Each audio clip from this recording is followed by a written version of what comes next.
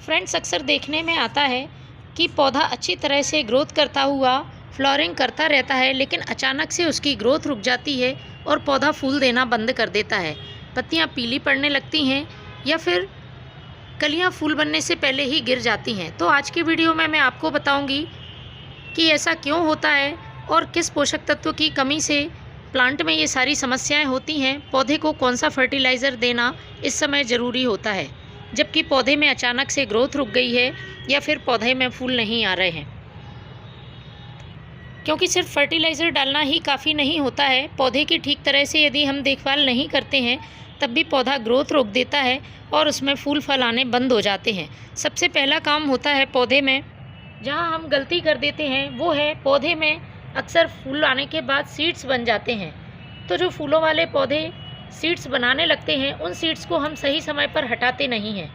इसकी वजह से पौधा सारी एनर्जी इन सीड्स को मैच्योर करने में लगा देता है और ग्रोथ रोक देता है।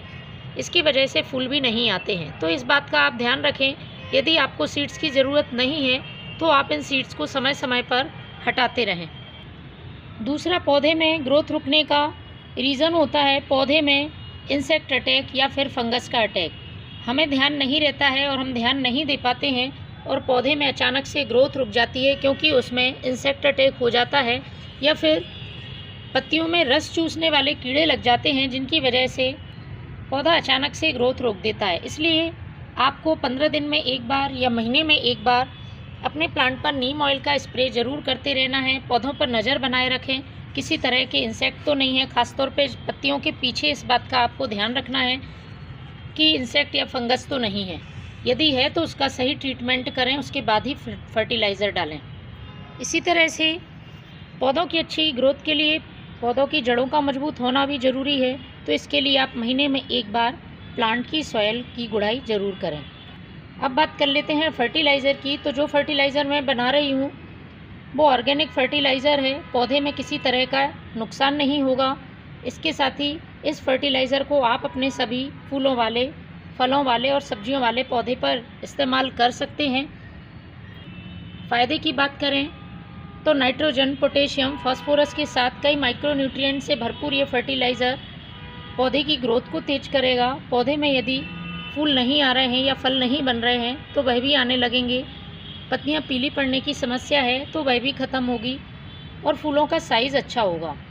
इस फर्टिलाइज़र का एक और फ़ायदा है, प्लांट की सॉइल उपजाऊ बनेगी है। तो इस फर्टिलाइज़र से प्लांट की सॉइल का पीएच बैलेंस होगा और पौधा बहुत अच्छी फ्लावरिंग करेगा।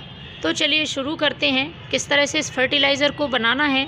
हमारे घर में मौजूद चीज़ों से ही मैंने इस फर्टिलाइज़र को तैयार किया है और एक लिक्विड फर्टिलाइज़र है जिससे ये पौधे पे बहुत जल्दी अपना असर दिखाता है।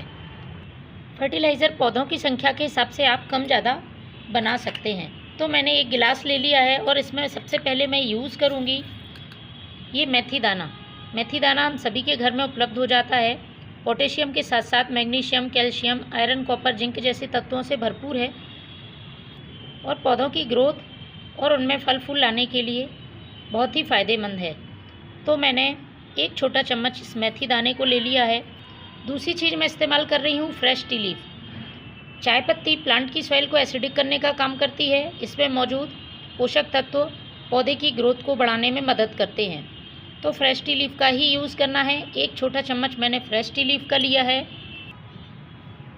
इसको भी इस मेथी दाने में हमें मिला देना है। तीसरी जो चीज़ मैं इस्तेमाल करूँगी प्लांट की इंसेक्ट से सुरक्षा करेगी। इसके साथ ही मिट्टी में यदि किसी तरह का फंगस है या चींटियाँ हैं तो वह नहीं आने देगी। तो ये है हल्दी पाउडर। क्योंकि किसी भी पौधे की अच्छी ग्रोथ के लिए, उसमें अच्छे फल फूल पाने के लिए उसका डिसीज़ फ्री होना बहुत ज़रूरी है। तो आधा छोटा चम्मच आपको हल्दी पाउडर ले लेना है और इन तीनों चीज़ों को आपको पानी में मिक्स करके एक दिन के लिए रख देना है। एक दिन बाद इसका यूज़ करने का तरीका मैं आपको दिखाऊंगी।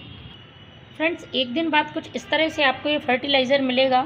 आप देख पा रहे होंगे मेथी दाना बहुत अच्छी तरह से गल गया है। इसके सारे पोषक तत्व पानी में मिल गए हैं। फर्टिलाइज़र का कलर पूरी तरह से चेंज हो गया है। तो अब इसे हम छान लेते हैं। ये देखिए, इस तरह से ये मेथी दाना पूरी तरह से गल जाना चाहिए। तो इसे छानने के बाद इसको डाइल्यूट करना ज़रूरी है। तो जितना भाग आप फर्टिलाइज़र का ले रहे हैं उसका 4 भाग सादा पानी ले लें। तो मैंने पहले से ही ये 4 गिलास सादा पानी इसमें ले लिया है। इसी में मैं डायरेक्ट इसको छानने वाली हूँ। तो इस तरह से देखिए ये फर्टिलाइज़र प्लांट में डालने के लिए बिल्कुल तैयार है।